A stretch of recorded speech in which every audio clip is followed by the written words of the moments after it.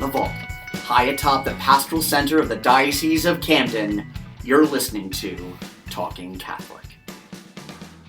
Hi everyone, thanks for listening to Talking Catholic. This is your co-host Mary McCusker, and I'm here with Mike Walsh on this 100-degree day it's on a Friday afternoon we're recording. Yeah. How are you, Mike? You look a little drained. I hate the heat. I really do. This is like my worst time of year. I am not a fan of these steamy days.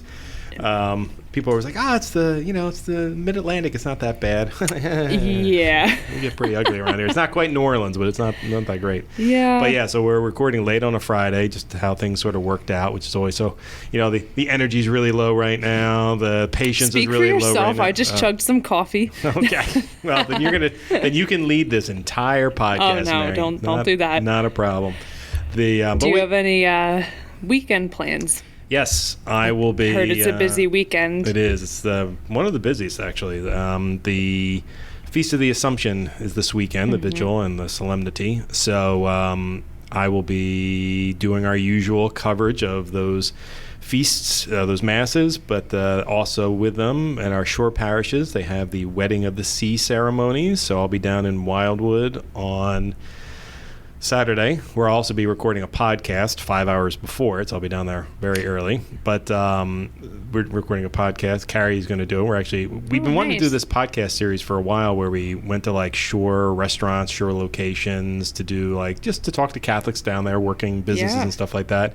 And for whatever reason this year, they didn't materialize until the very end of the summer. So we'll be down there talking to some diner owners that we're looking forward to. But and then we have the Mass later in the afternoon, and then the procession for the Wedding of the Sea in Wildwood, which if you haven't been to the Wedding of the Sea, a lot of shore towns do them nowadays. It's basically an opportunity for the bishop or the priest to go out into a boat and bless the ocean as a sign of the unity between the people on the land and the opportunity that the ocean brings to people who live by the water.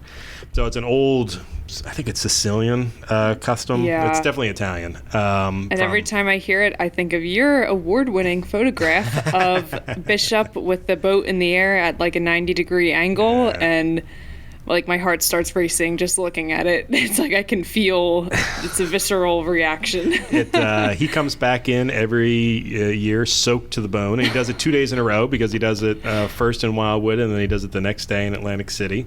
So I'll be down in Atlantic City on Sunday around 2 for their Mass and their procession and their Wedding of the Sea.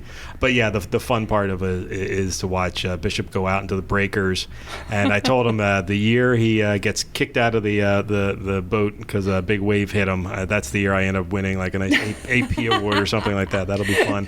So I'm always rooting for him to get launched. Not hurt, of course, but always launched. But I can't believe you would say such a thing. Well, only for the benefit of the paper, though. Which actually we should also talk about that too. The Catholic Star Herald this week, a massive edition of the paper, where, as a matter of fact, Bishop leads off with a great column continuing his priesthood series, where he talks about his years in the mid to late 70s when he was at a parish, pretty sure in the Bronx, and actually has a great photograph of him and then Mayor Ed Koch walking down through the parish at an event. It kind of talks about the importance of understanding that the Catholicism, the Catholic Church, is a global, universal church, and it was, I think, if I remember correctly, that was sort of continuing his path of, through most of his years as a pastor, he worked in highly diverse parishes, so he had to get used to learning completely new languages, and not just new languages, but new cultures within the languages. So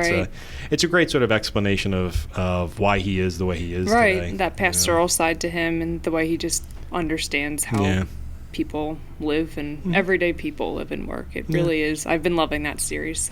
So have I. It's been a great read, and I'm very happy he's continued it. Actually, we weren't expecting a column from him this week because we were so busy. Another large portion of the paper this week is a special tribute to Martin McKernan, and I may have talked about him a little bit on the last podcast, but if you haven't yet or haven't seen it come across your Catholic news, but Martin McKernan was a diocesan attorney for 50 years, but he was so much more than that. He was integral to how Catholicism sort of was shaped in New Jersey from a sort of legal and political perspective. He was incredibly, I don't know if the word is influential. That might not be the best use of the word, but he was a hard worker for the Catholic Church. So his funeral was last week, and Cardinal Tobin came down for it. Bishop Cecchio was there.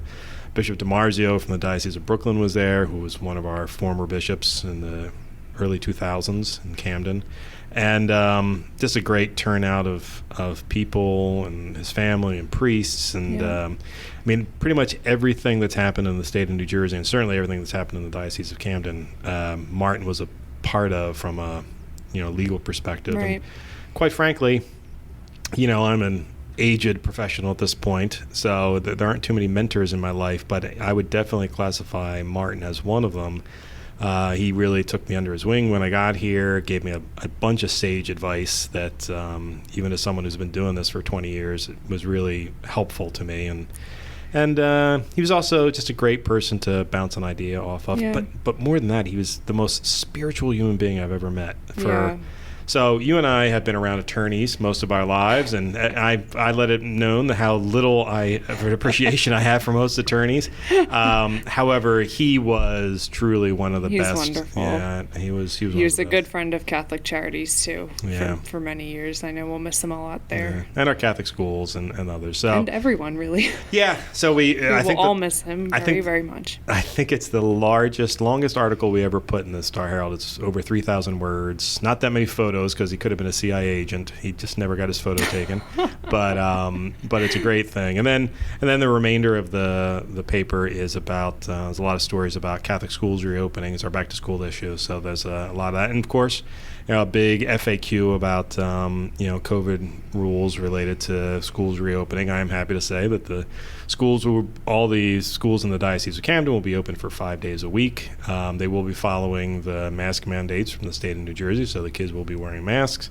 But the students and the teachers and the parents are thrilled that we're going to be back and open, and everyone's going to be there. And there's going to be more extracurricular activity this year we're happy about. So there'll be sports and there'll be plays, and they may be wearing masks, but they're going to be as active as at any time. And quite frankly, my son went through the entire thing last year, and he doesn't even bat his eye when it comes to the masks. So kids are tough. It's amazing how they get used to certain things. And I didn't hear a report from a single parent. I talked to a lot who ever said anything about their kids had any issues wearing masks.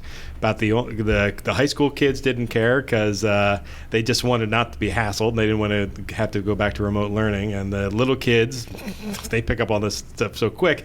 It was really just the middle school kids that were having problems with it. But my son's a middle school kid, and he didn't have any problem with it. So I was very pleased.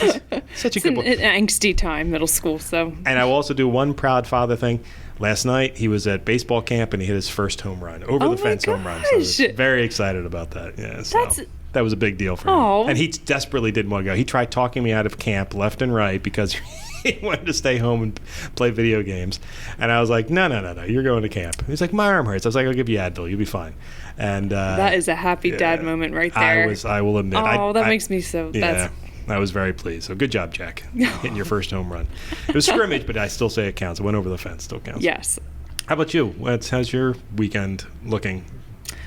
I'm not making you do any of the weddings of the sea. No, you're not. And I'm not entirely sure what my weekend will be yet, but a nap for sure. Oh, that's good. I will tell the listeners who have often heard about, and you have made fun of me about, that I never take vacation time. I am actually taking vacation next week.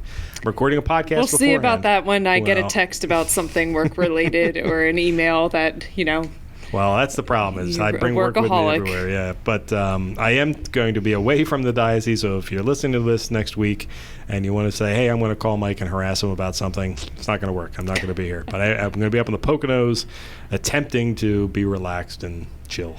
We'll see if Good. that I hope happens. there's no reception so you can actually take a break I helped in the PR world. I helped rebuild this house, which means I also helped install the Wi-Fi. So I'll be but maybe when I'm outside of the house, you guys won't be able to get a hold of me. Yeah, good. But yeah, so I'm looking forward to that. So, Mary, I'm very excited about today's episode because so in the 250 roughly episodes we've had, I've had all the time I get requests for 2 sets of interviews. One, everybody wants to know when I'm going to interview Bishop Sullivan. And that's probably never going to happen. And it's never going to happen because Bishop Sullivan's words are everywhere. So it's like, I don't need to bring him on the podcast. Just read his column, go to his masses, do anything you want. He's all over the place. He doesn't have to be on the podcast. But the other one I get all the time is for Mike and Molly Bedics. Yep. Mike, the wonderful, actually, honestly, Molly and Mike Bedics, because nobody really cares about Mike. Everyone wants to know about Molly. No, and I'll tell you why. Already taking shots at our guests. No. I'll tell you why. So if you're not familiar with Molly and Mike Bedics, it's because they don't necessarily go by their name. Last year, I mean, they do go by their name, but for our purposes, their name isn't put out there very often. Last year when the pandemic really hit, we started live streaming Bishop's masses from the chapel in the attic of his residence. Oh my gosh! Which was terrible. The acoustics were awful. It was cramped. Yep. It was this little A-frame attic. It looks beautiful, but it's not a great area for recording a mass. So after about 2 or 3 weeks of that, Bishop had the brilliant idea to move us back to the cathedral. Yes. And I don't know, we got to find out from our guests who came up with this idea, but someone said we need to have music. And so we need to invite some musicians on. And fortunately, one of them worked for the diocese, so he couldn't say no. And the other one is married to him, and apparently he must have found some way of paying her off because she would come every Sunday, and she was a delight. And what would happen is, so the first couple of times we did the live streams, very little comments, very little interaction. As soon as the music became a part of it, it was constantly, oh, I love Molly Bedics. Oh, I love the music. The music, oh, it lifted my heart.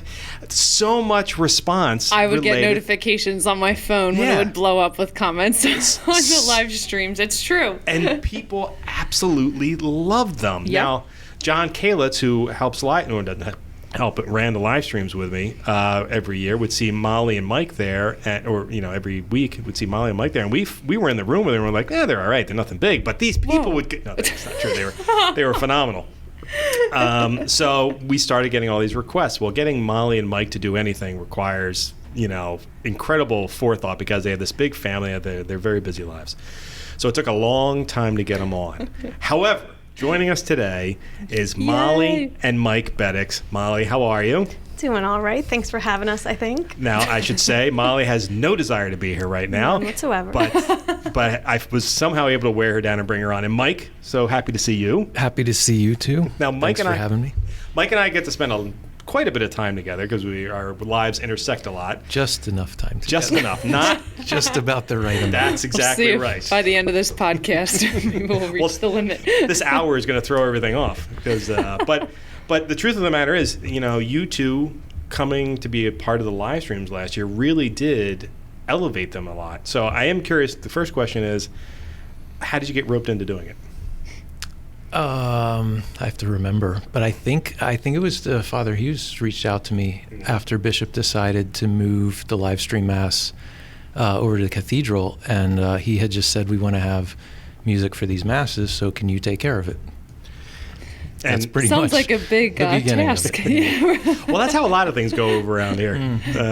Well, and it was, and at first, honestly, my thought was, we'll do, because we had maybe one more Sunday of Lent, and then Palm Sunday, or maybe Palm Sunday might have even been the first one. I really don't remember.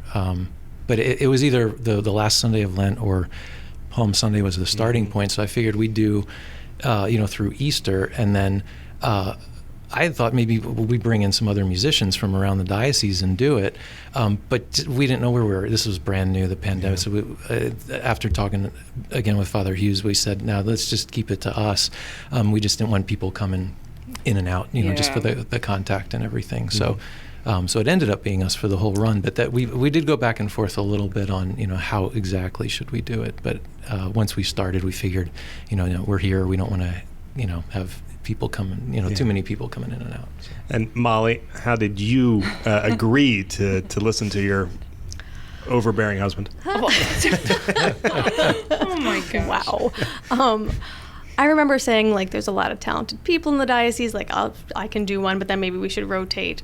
But he kind of convinced me that since we already have each other's cooties, that it would be best if we both just stick to the two of us. And then we did have fun, getting to spend time with you guys, and it was, get us out of the house, and it made our parents happy. Aww. And there was breakfast afterwards, so that was a benefit. I'm a sucker for a free meal. Exactly. I did not anticipate that, but I've learned since that feeding the bishop is very important when you have him in the church, and so so if you're around at those events, then you get to partake. Exactly. So we had some nice breakfast. We did. That was great, except Father for Fisher and Brother Mickey. Yeah. Too. I only missed one breakfast, and fortunately, it was the one that Scrapple was served at, and I hate Scrapple, so I was very happy to miss that one.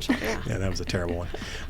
However, but the events ended up being really nice, and it was kind of a nice sort of like team atmosphere because it was just us every single week doing the same thing over and again. But the music really did, in all fairness, and quite complimentary. The two of you really did elevate the Mass to another level by including the music, and on top of that, in a time when things were a little depressed, the music was actually quite uplifting. And grounding, like you're actually there. Yeah. There's not that something that's missing, and I think a lot of people realized it's the music component.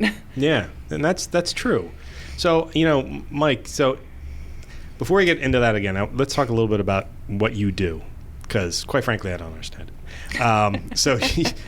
Mike is the director of the Office of Worship and Christian Initiation in the Diocese of Camden. I always find the simplest way to explain half of your job is to refer to you as the chief liturgist. Would that be an acceptable way of putting it? Probably not, because I would be the assistant chief liturgist, because in our liturgy world, the bishop is always the chief liturgist of the diocese. Assistant chief So liturgist. I would be stealing the bishop's title if I called myself chief liturgist of the diocese. Okay. Then I will amend my future references to you. Okay.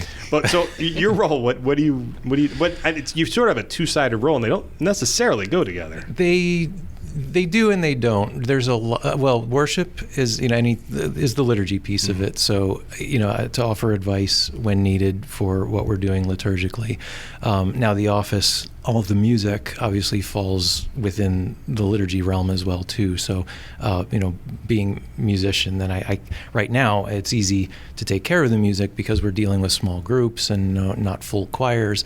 So God willing, the day will come when we have choirs again, and we'll have to bring a full diocesan choir back, and then we'll figure out how to do that when we get there. So it's a little easier for me to take care of both the music and the liturgy piece right now. Part of the job is running the School of Liturgy trainings, currently, which are for extraordinary ministers of Holy Communion and lectors. God willing, we'll be able to expand that as we keep moving forward here with offering training for musicians and other ministries, et cetera, et cetera. I look over the material that comes in whenever a bishop is going out to a parish for a confirmation or a celebration. I'll look through the parish's planning materials to make sure everything is in order for when he goes, so that no surprises. No surprises. Yes, thank you. Excellent way of putting that. Yes, no thank surprises. you. So that there are no or as little number of surprises as possible. I'll do that, and then the Christian initiation piece of it is what it was known as RCIA. Mm-hmm. So I'm here as a resource for parish RCIA programs, because it's the programs are a ritual in and of itself. So I believe that's why it's closely connected to liturgy, because the public moments of RCIA are all liturgical rites. So that's when the parish really sees our folks that are in the RCIA program. But the other half of it really would be to be connected to what's now the Office of Religious Education, because there's no clear directives in RCIA of how to form people. What are they supposed to know? What are they supposed to get? What are they supposed to, sort of be instilled with before they're baptized or initiated? That's not really spelled out. So, a parish will really need to connect with the Catholic Education Office to decide, who they have and what do they need to know and how can we do that in our parish. But for the public ritual moments, that would be more within the liturgical world, for me to help parishes to know what to celebrate and when and how and things like that. So I think the natural follow-up to that question is anyone who understands the Catholic Church knows there are a lot of rituals. There's a lot of elements to our Catholic faith from a mass and service perspective. How does one find themselves in that? I mean, that's a lot of information you need to retain or be able to find. Right. And I have to imagine that it takes years to sort of cultivate. So how do you end up in this kind of a role? Well, it's not necessarily remembering and knowing all of that information, but like you said, knowing where to find it. Yeah. So having all of the ritual books on your shelf and knowing what is in each one and what everything covers, so that when these questions do come up, I may not have all these answers on the tip of my tongue, but we know where to find them, and we know how to help folks to find them. Yeah. So I'm trying to think of an example, but nothing's coming to my head at the moment. But yeah. So that sounds like so many different hats that you wear for the musical element. How did you get into that? And then I want to ask Molly the same question. The music came to me first grade, maybe even kindergarten. I don't remember exactly when I started playing, but we had an organ in our house. So oh, wow. Right, yeah. So most folks grew up playing piano. Yeah. I actually grew up playing organ because there was it's still in his parents' it's house still too. There in my like parents' house. I'm not no, like just one of the small, like 2-manual, like 8-pedal, 1 octave of pedal, little home organ kind of a thing. That's awesome. So that's what we had, and that was also my mom's instrument growing up, and my aunts. They both played organ for their church. Wow. Growing up. They lived right across the street in South Bethlehem from the parish that they grew up at, so they would walk across the street to church in the morning. My mom and my aunt both played organ for their church, so they had the organ in the home, so I learned playing that. So that was the first musical something, I guess. And that was all the way back in kindergarten, first grade, and yep, and then it's a very long, winding story from then till now. So. But that's not a simple instrument to pick up. I mean, that's a wee bit more complicated than, say, learning to play the keyboard. A little bit, because you have the 2 manuals and then your feet, so you get your feet. And your feet. So you get all 4 limbs going right from the get-go. Keyboard you're usually learning with your 2 hands, and then with piano, of course, you bring a foot pedal in, or a couple pedals into it later. But organ, you're all in right away. So. Yeah. Well, that's the thing, is that, so we should probably mention, by the way, if anyone is not aware, that in the Diocese of Camden, once a month, we actually have a pipe organ recital in at our 100-year-old, with our 100-year-old pipe organ at the Cathedral of the Immaculate Conception in Camden, which was just rehabbed over the last several years. They have a great Camden Cathedral pipe organ fund if you'd like to donate to it. But we live stream these recitals monthly. We just had one actually with Andrew Ennis was our guest organist, although hardly a guest organist when you consider he's the rector. So he is, yeah, he's there, and he's done a great job with that rehab and renovation too. Yeah, it's really been phenomenal. And so if anybody wants to actually see the pipe organ in action and our organists at work, you can actually check that out on the Diocese of Camden's YouTube page and Facebook page. When is do you recall off the top of your head when the next one's coming up? The next one is September 15th, and that'll be Dr. Ted Kiefer, who has played for diocesan events, a previous diocesan director of music in the diocese as well, too, years ago. Wow. He'll be doing the September recital. Excellent organist, too. And I think we can also announce that one Mike Bedics will be our first. Be doing his first recital in December. I'm going to try for December. I'm going to try for December. I know.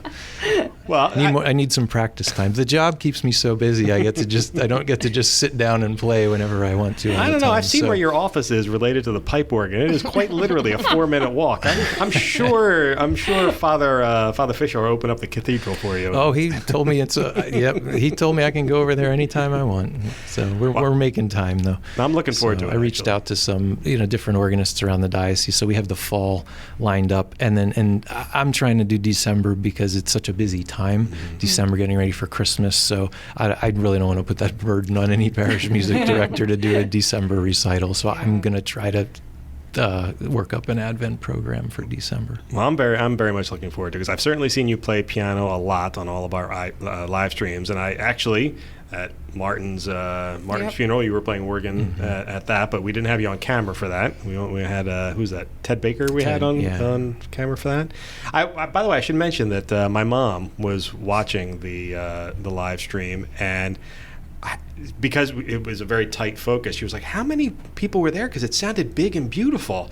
And I said, actually, Mom, it was just we had 7 people there altogether, and you guys made a lot of great noise. And good. Just with not that many people. And that's about the number we've been using for the ordinations and chrism mass, and just about 4 to 6 singers and piano and organ and an instrument or 2. But it sounds great. It's been going well. You made my mom happy. Good musicians. We have some good talent in this diocese. Well, and that's so that ended up being one of our hidden discoveries, at least from my perspective. So we'd been doing, by the time the live streams rolled around, we had done a ton of other events. And I got to know some of the other cantors and singers that are in the diocese.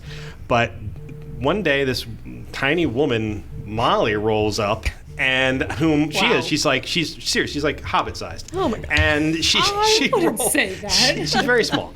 And Hobbit-sized. She doesn't look like a hobbit. She's just Hobbit-sized. Oh my gosh. Just sized-wise, she's small. I don't know what any of that means. So she rolls in, and I'm like, I thought I knew all of the major singers in the diocese, but okay, whatever. And then I find out later, okay, so she has the misfortune of being married to Mike, and I said, okay, that's why she brought him there. And then she opens her mouth, and I'm like, oh my, she's an angel. It's like she's got these incredible pipes. So 2 questions: where have you been hiding? And B, what brought you to singing? Okay. What was the first one?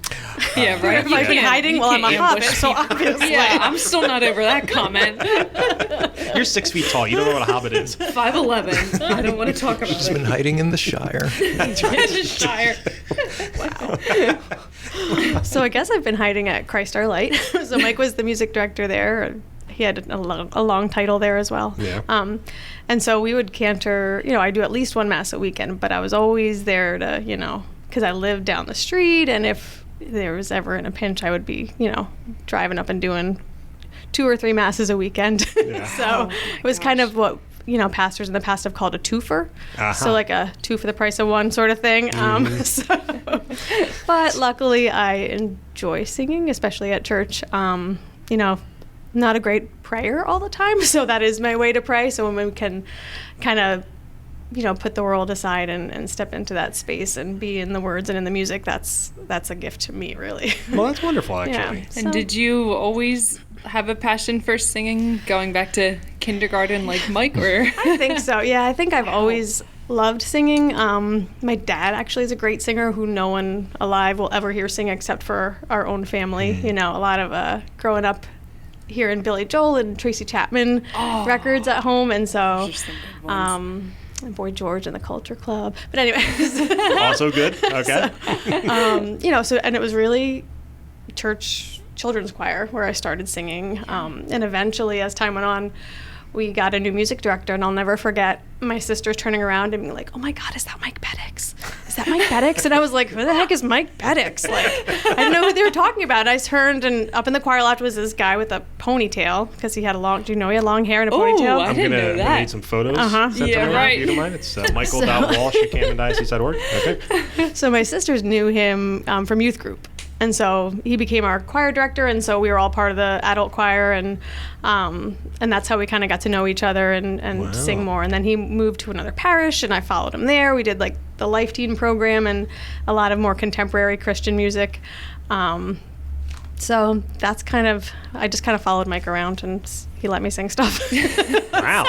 Happening till this day, apparently. That's a perfectly actually, that's adorable, as a matter of fact. right? I was also following her around too. I was going to say. He kept leaving. I just want to put that out there. Well, if there's one thing I know about guys, it takes us a long time to figure things out. But I hear you. So you guys end up being a musical couple. Yes. And then last year I find out, or around Christmas time, that not only are they a musical couple, it's a musical family. So in addition to a desire to have Molly and Mike on the podcast at some point, we had also been getting tons of requests for a Molly and Mike special. So last year we were kicking around ideas during Advent, and John Kalitz, God bless him, based on nothing more than the title alone, pitched, can we do a very special Mike and Molly Bedics Christmas? Yeah, a very something special like that. Bedics Christmas, yeah. It just rolled right off the tongue. I remember With that. not even having talked to Molly and Mike about it, I greenlit it right away. Said, this is a fantastic idea. We have to do it. So I was expecting Molly and Mike to roll up like they usually do.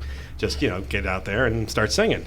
And here comes children behind them who ended up being talented. So let me, how to put this? You have talented artistic children. Was that something you cultivated, or did they have just the bad instincts to follow their parents? It's like, I don't know. I think the answer is always a little bit of both.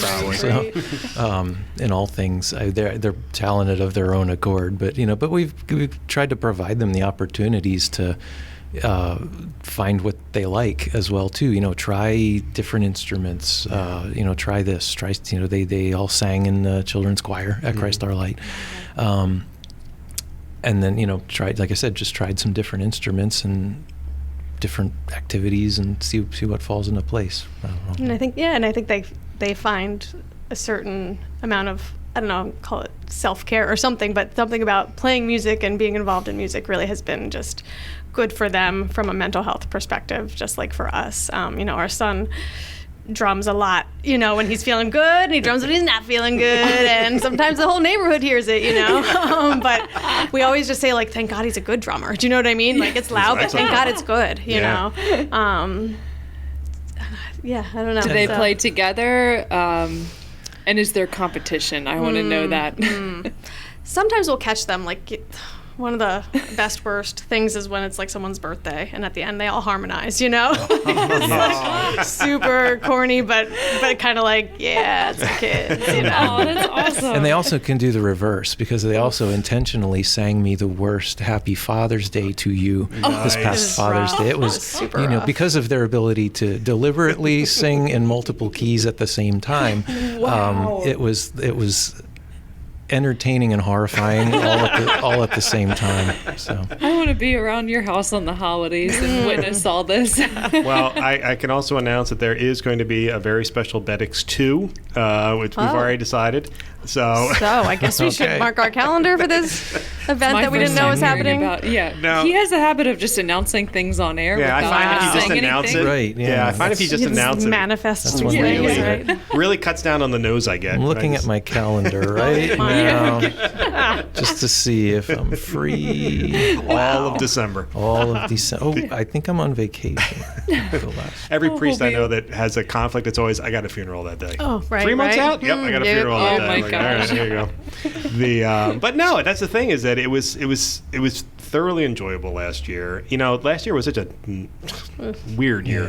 Yeah. And we really did try to do some like fun things and mix things up a little bit. And what we found was, because I'm not a big fan of thinking of things in terms of silver linings, but when you're faced with a pandemic and you have to sort of alter everything, it ends up creating all these new opportunities. For me, it was an opportunity. Well, we were able to do a lot of stuff, but I got to meet a lot of new people, like Molly, who's absolutely lovely. And we question her taste in men, but she is one of the nicest human beings I've ever Knock met. it off, Mike. Incredibly funny too. That's the other thing. and this great singer. And I'm like, all right, well, we already know Mike is talented. Now we find out that Molly's talented. Now we find out the family's talented. Last year, what we did What was else are they hiding from us? I'll tell you this. A very special Bedics Christmas 2, I want a family all dressed the same in red and green. I want to go full North Pole or all right. I expect snow. St. Nicholas and a green room. You got it. Snow white. Green room we can provide. Green room, snow might be a little harder. Snow machines. But last year's Disco ball.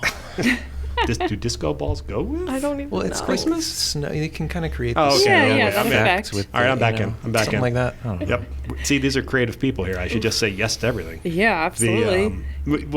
So we kind of threw that on you last year with very little preparation, as I recall, and it ended up being great. Was it difficult to get the kids to be a part of it, or did they kind of look at relish the opportunity? We find if we don't mandate it, it goes a little better. It's just kind of like, hey, we're doing this thing. It'd be cool if you joined us.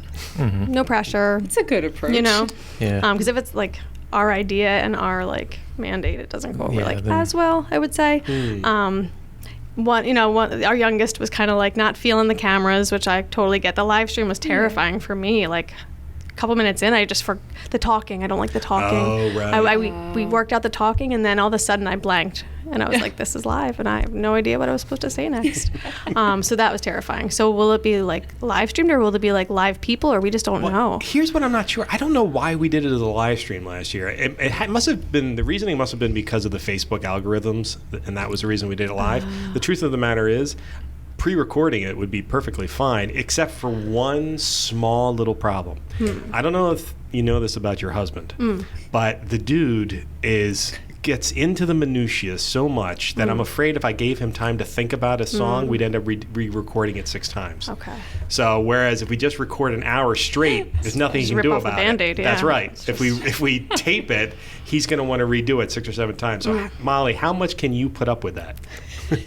You want to do it live now, don't you? I don't know. I just meant where they're humans. Will be real humans there, not just real humans. Yeah, I like the authenticity of going out stuff like that. And you were great. I know you were nervous, but it did not come across in the live streams. Well, that's something I want to know from both of you. Do you still get? If you ever did get nerves before a mass or an event. They're both nodding their heads all the time. All the time. Is that something you get used to over time, or it is? I think it's just more of the anticipation of is this gonna go right? Is this gonna go right? He's sometimes a basket case. When there's a big event coming up, it's just I have never seen that. I know you don't see it. I get it. You don't see it. They've learned to hide it. No, but it's just from midnight to 6 a.m. Right, it really is. It really is. No, it is. Every song is just running through my brain all night long. But with this new role, it's more than just songs, right? It's is everything in the bishop's book? Did I miss anything? Did I put that page in right? All the little things that could go wrong when humans are involved in a liturgy, That's a good point. So we definitely get nervous. I either get really sweaty or my hands are super cold. But then usually cold. I feel once we get past into and past that gathering song, and it went okay, then I feel we're usually for me, I feel okay, this is gonna be all right. For me too. Maybe it's not the gathering song, but whatever that first moment is that just sort of falls into place, then I'm kind of okay. The Holy I'm Spirit's home. going to do this. Okay. Maybe I had to manage a little bit too much during the gathering song. I'm still a little edgy, but then the glory to God kind of just fell right into place. Then I'm all right, good, okay. Yeah. Now, what's the worst thing that could go wrong? What's a musician's worst fear when it comes to this kind of stuff? You want to go first? I don't know. For me, I think from over the years, it's not so much a musical thing, but it's PA system, sound system stuff. Well, Mike can relate to that. That stuff, it just drives me crazy because there are live gremlins that live in sound equipment. They're in there and they mess with you and they do what they want to do when they want to do it. You can test all the equipment. Friday night and everything works perfectly. You don't touch a thing. You turn it on Saturday morning for the event, and somebody's mic's broken, or it's amazing. Yeah. That's the stuff that drives me crazy. Yeah, don't worry about that. But he does. Right. Yeah. For me, it's I don't. Okay, disclaimer. I don't read music. Oh, that's a surprise. So my entrances, like if I'm going to come in at the right time, if it's just Mike and me, like, okay, like I don't come in the right time, he just figures it out, and then I come in another time. Yeah. If there's instruments, like I could derail the whole thing. Wow. Yeah. Wow. Mike, has she ever That's derailed the terrifying. entire thing? No. Okay. It's come close, though. You know it. You could say it.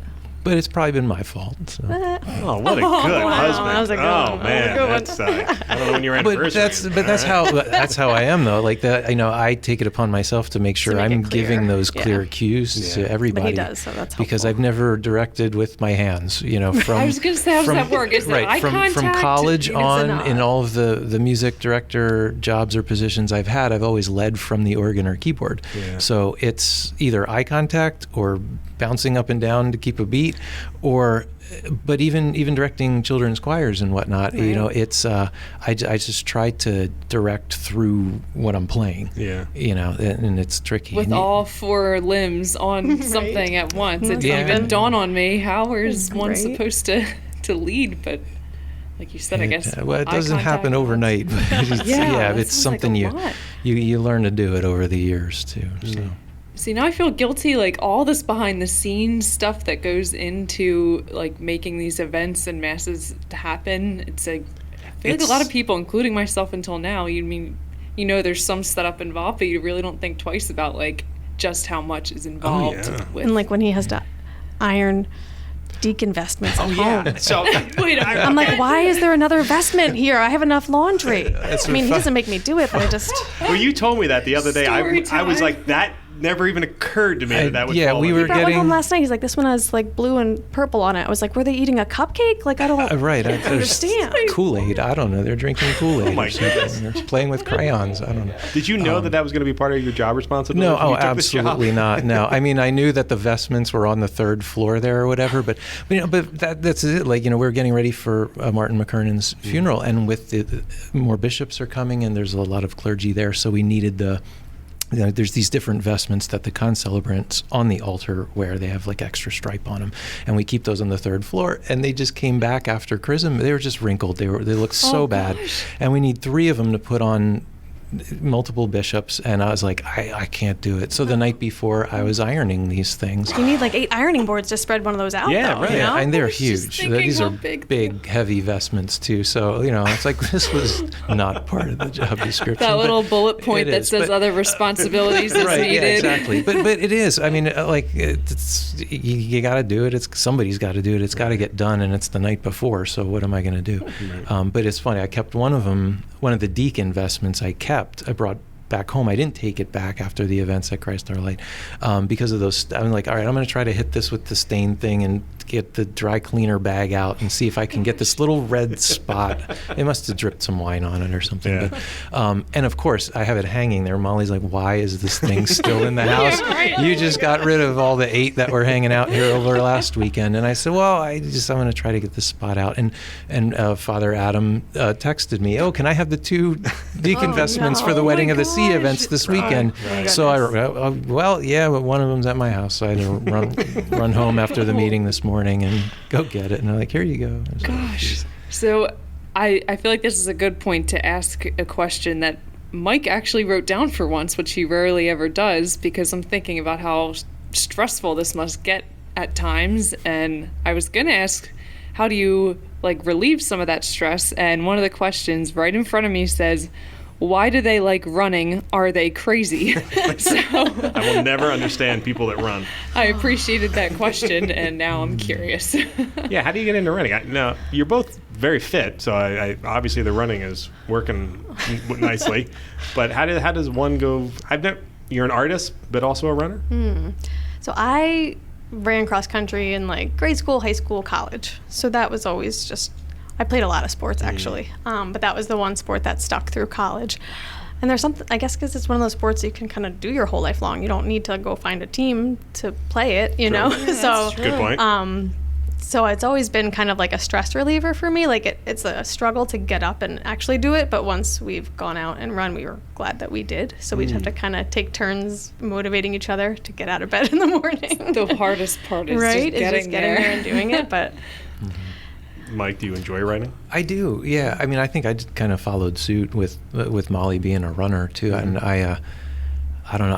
Volleyball was my sport in high school and college, and so I would sometimes. I lived about 2 miles from campus in Bethlehem, and so I would run to volleyball practice and then run home, just for some added running, because you don't do a lot of running playing volleyball. It's a different exercise. Yeah. So I would do that like before and after, and I guess, and then the running just kind of stuck. Yeah, the but same the way. pandemic definitely That stepped got up our us game. back out 'cause together running. We really just had to get out of the house, like Yeah. you Well, know. house full of kids. Yeah, it was kind of, our mental health break. We'd call it, I don't know, it'd be like a date. As close as we could get to a date. So Yeah. I can and then respect that. we started doing some different runs and stuff, and a lot of the runs that we were able to find happened to be like at wineries, so that it was like really it was more of a date. You would run, and then you get a free glass of wine at the end. So that was a good motivating deal. as well. Yeah. So All right. I cannot imagine running with. Wow. I kind of want to try that. see, oh, Get a she good said buzz it. She on said and it. then Well, if I- start skipping around and It's after you drink after, Mare. I'm picturing it as one of those, like, they have those things, don't they? The Santa beer thing where, no, that's something It's a little totally different, honeys. Those are bar crawls. Right. Yes. Just to be clear, we're not running with a bottle of wine in our hand. So Turned. We should try it sometime and let's see you know how what? it goes. they make those things, those little water jugs that go on your Oh, back. yes. You can see the Yes, filled with wine that's what instead I'm of water. saying. So we do Yeah, we have have one. Make it more See, fun. there We you have go. one. I cannot run with like stuff on me that I can't do it. But So on the Molly will camel. wear the camel backpack every now and then. See, my knees are shredded, so I can't run at all. that's rough. But I bike ride. Okay. And There you go. what they have for that are bikes and beers. Okay. You do like 10, 15, 50 miles, That's and you come back. treacherous, and- actually. No. Once again, after you're People- done, Mary. After you're done. That's the key is Keyword. after you're done. I don't know what event I'm thinking of. I could have sworn there's something on the go, but I'm sure there is. Well, that's probably true. Just hopefully not on major highways or byways. Right. The did you guys realize you were becoming diocesan famous at all while you were doing the live streams? That's a thing. If that is, you were Diocesan famous. If I'd never it's heard always this Mike before. and Molly Bedics. I'm always Always. hearing that all the time. I apologize that I didn't let you guys know, but you were famous, quite frankly. I mean, each of you were name checked constantly on the live streams. Legitimately, I was asked. No, it was true. Well, I know you had family watching because one of your parents had commented on one of them. I guess it was maybe Molly's. Probably. Oh, that's so cute. and it was when adorable. parents do that. But I mean, did anyone mention to you? People have said, like, oh, during the pandemic, you really helped us a lot. And we're like, we were so isolated there as much as we had you guys.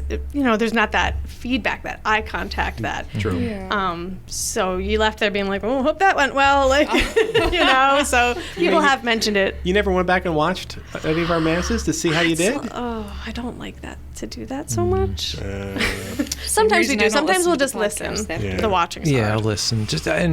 I'll listen to not all of it, everyone start to finish, but just to see how things come across. Right. Like, did it sound okay? Like, did I mic the piano okay? Or things like that too. Well, okay, I understand that because Mary's the same way. She refuses to listen to the podcast after Okay. we record just- them. No. Even though she's Comfortable, great right? on all of them, but she refuses to listen I to hear them. the ums and the But likes. I'm like Mike. I do go back. I'm like, all right, did that sound right? I know there was a laugh here. I want to make sure it was captured correctly. I want to make sure everyone's mics were on throughout the entire thing, stuff like that. More of like the perfectionist sort of. Well, I'm definitely Yeah. not a perfectionist, but I do want to make sure that the listeners, their ears aren't bleeding by the time we're done with this. Fair enough. I was thinking about your kids again and how they all kind of are musicians now. My photographer. I mean, the reason I'm a photographer is because my dad was a photographer. Oh, wow. So that was this. So I entered my first photography contest in kindergarten. Oh, It wow. Gosh, you all started around It's a kindergarten. shoebox. Yeah. That's amazing. What do you want? You took a We're picture of awesome. a shoebox? No, we made a I shoebox remember camera. that. We made a shoebox camera. I was thinking of that. I was wondering. I'm glad you asked that question. 'Cause Back in the film days, there was a way of. We did that as a project. Yeah. Yeah. They were called pinhole cameras. That's right. Nice. Yeah. So it was a great way. It was a great way of sort of understanding the rudimentary aspects of photography by creating your own shoebox one, or you could do it out. You could also do one out of a coffee can. Okay. Any sort of box that would contain light or keep out light. Right. Now we just give kindergartners smartphones. That's exactly what we do. Yeah, right. So much easier. People don't need you and I anymore, Mike, with our digital I disagree, photography. because there's a lot of good photographers out there, but all of it requires apps and filters and stuff like that. Being able to, particularly if you shoot sports, as you well know, Mary, gosh. that's something a cell phone can't do. You might be able to create. You say that now, till 2 years, there's some. I would love app. it actually, because I'm getting tired of carrying around all my gear all over the place. The gear is something else. I'd be fine with that, but I spent a lot of money on that gear, so I'm going to keep it for a little while. Molly, we didn't talk about your day job. My day job. I have a great fondness for what you do, because my father did something similar. You're a special ed teacher. That's right. Yep. Yeah, that's awesome. So I went to school at Marywood University, and I had a few special education jobs, but most recently I've been working for Burlington County Special Services and now Camden County Ed Services, and they send us out to the local private schools. So a lot of times I get the privilege of working in a Catholic school, which is such a neat, mix of, working in the public sector and having a pension and things like that. But also getting to, to work in a faith-based environment is a real gift, because it feels just more like family and community. So I get to provide extra help for students who maybe are struggling in reading, writing, or math and just need a little bit of reinforcement. So I like working with small groups and kind of getting to know my kiddos. Well, I know we were talking about it before we started. I was in the special ed classes when I was younger because of, I forget exactly, whatever test results came back said I needed some help in, I think it was in math. And I would go out to the trailer. And I loved that. I loved going out. I there. learned what a trailer was before this podcast. Yeah. But My son for a couple of years did that stuff. And actually, for people like me, it was great because it gave me a little extra help. Right. Just in that small group, you can Yeah. ask questions without feeling like all eyes are on you. Yeah. So. I really could have used that help in college too, but probably for other reasons. But I definitely needed at least a tutor. what are the ages that you teach, or does it vary? Yeah, so depending typically it's been K through 8, so it can be a wow. lot to juggle during That's the a year when lot. you kind That's- of your day goes from like a first grade reading class to an 8th grade math class. It's a little bit, yeah. trying to keep everything straight is a little tricky, but it keeps me on my toes, and I'm kind of good on my feet like that. So Good. The other thing I wanted to ask was kind of just going back to the Mass itself and all the intricacies of it. You kind of sidestepped my original question, which was, how have you gotten up to date? I know you know where to find the information, but you do seem to have a lot of it retained in your head now. Oh, okay. Like how did you get this job? How did I get this job? Just by doing this job, really. I think the experience. You learn how to do these things over the years by needing to do it in your parish and learning how to do it. I don't want to say the right way, but learning to do it well. Mm-hmm. Like you don't necessarily need to read through the whole ritual liturgical book, but you read the introduction. You get the theology behind why we're doing this ritual, the insight behind why we're doing it this way. What's the need for it? When do we use this versus that? You read through these things over the years, and you get to know it. I grew up primarily being a musician, but there again, being a pastoral musician, you're not just dropping songs at certain places, and I never wanted to treat it that way. I always wanted to learn more and understand how everything's connected, even just musically, and then so you learn more about the rituals over the years and go deeper into the whys and the hows, and of course, take some classes and attend some conferences and workshops and things, to deepen your understanding of it. So, well, I've been insulting you for the past 49 minutes probably, but I do want to give you one compliment. wait for it. Begrudgingly. Yeah, right. Begrudgingly. The truth of the matter is, since Mike came on board a year or two ago, 2 or 3 years ago maybe, there has been a noticeable. Now, I won't go so far as a change in the liturgy with the bishop does, but I'm going to go. There's been a change in the liturgies of the bishop, and I think one of them is your choice of music. I think a lot of times it seems like parishes or dioceses, it's either every Mass is a funeral dirge or every Mass is a hippy-dippy 70s song that I want to rip my own ears off if I hear it again. Oh my gosh. But we're not judging. Don't hold back. There's no judgment here, though. And people have different preferences. I mean, it's Well, and hard that's to the find truth. something that And that's everybody likes. what I was going to compliment Mike for, because Yeah. Mike has done an outstanding job of threading a needle and bringing in a lot of different That's musical elements very, very true. to really this perfect balance. Like every Mass that you've been a part of with the Bishop has been absolutely enjoyable, and I find it very difficult to criticize your musical choices, though I try. And but it's really been great. So as we wrap up, I just want to let Mike know you're doing a fantastic job, and I happen to know from the bosses that you're doing a fantastic job. Amen. Molly, we pray for you daily because you have to put up with Mike. But we also are so thankful that you agreed to sing with him during the live streams, and you've been a great benefit to the diocese as well. And I you. get excited every time I get to see you because you're Awesome. an absolutely wonderful person, even for someone as small as you. Wow. Couldn't so- go out without one last little dig. So Mary, thank you very much Thank for you. co-hosting with me today. And to everyone, all our listeners, thank you for joining us. And we'll be back with another episode next week. See you, everybody.